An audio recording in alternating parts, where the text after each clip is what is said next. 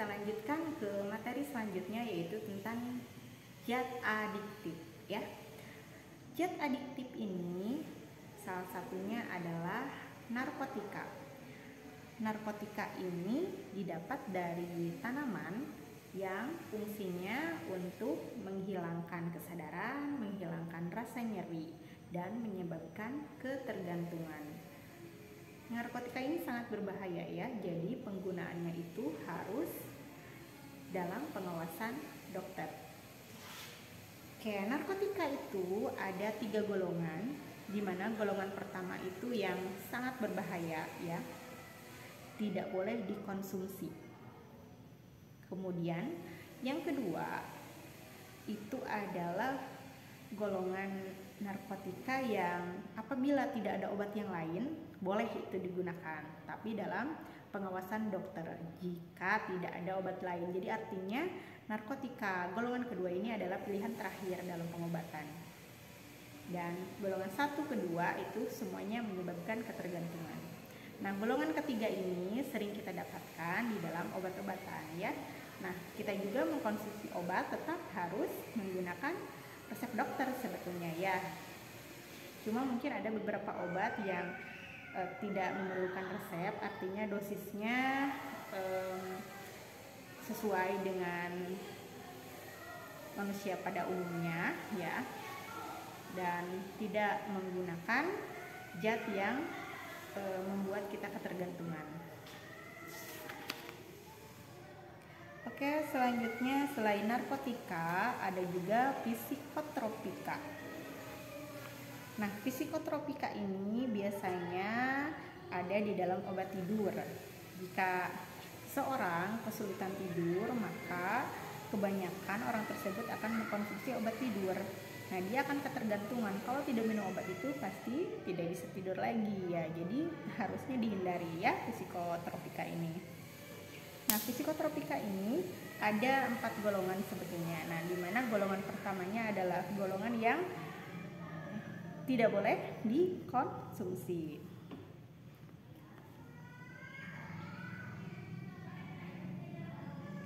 Jadi seperti dikatakan di sini, golongan pertama ini sangat berbahaya dan tidak boleh digunakan sebagai obat. Kemudian golongan kedua ini sangat terbatas penggunaannya. Jadi digunakan tapi sangat terbatas ya. Artinya mungkin jika tidak ada jalan keluar lain baru menggunakan ini dokternya ya sebagai obat. Dan ini juga sama, semuanya mengakibatkan ketergantungan.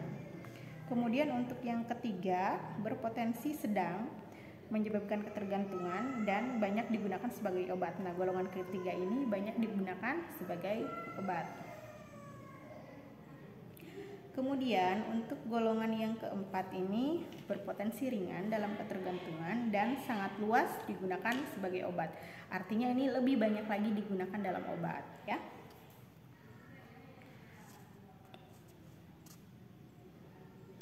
Nah, obat tidur itu tadi masuknya ke dalam psikotropika golongan keempat. Jadi boleh dikonsumsi tapi jangan sering karena tetap menyebabkan ketergantungan. Dan kalau misalnya tubuh kita terlalu banyak obat, itu akan merusak juga ya.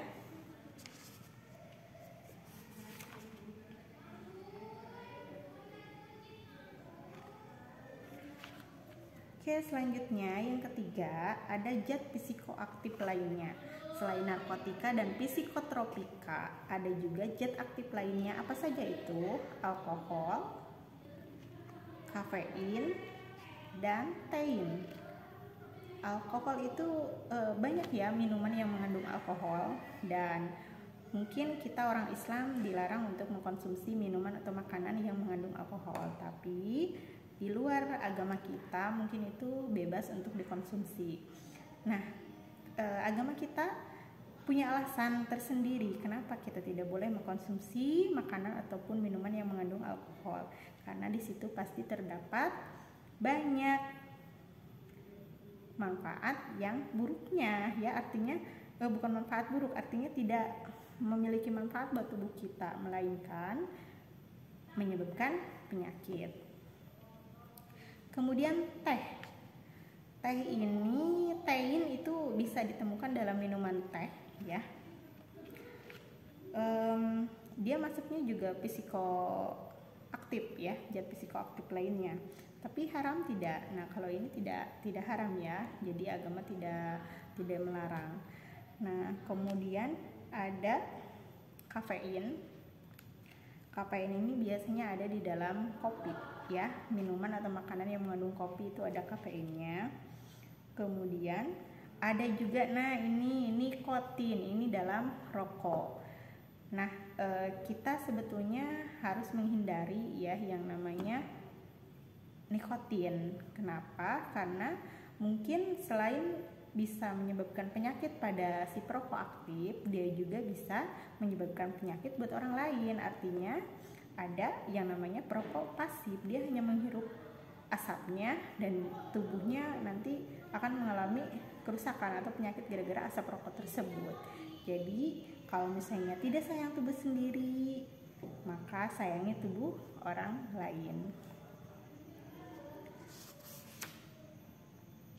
Oke, mungkin hanya itu yang bisa Ibu sampaikan.